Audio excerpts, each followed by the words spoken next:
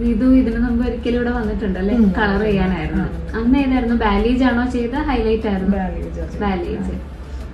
ഇതിപ്പം second time ആണ് കോട്ടയത്ത് നിന്നാണ് വരുന്നത് അല്ലേ? അന്ന് ചെയ്തത് ഇഷ്ടപ്പെട്ടിട്ടാണോ? ഇഷ്ടപ്പെട്ടു, അതൊക്കെ വീണ്ടും ഇവിടെ ചെയ്യാനാണ് വന്നത് അല്ലേ? ഇപ്പം പക്ഷെ നീതു ഒരു 3 മാസം മുമ്പ് ഒരു ഹെന്ന ചെയ്തിരുന്നു അല്ലേ?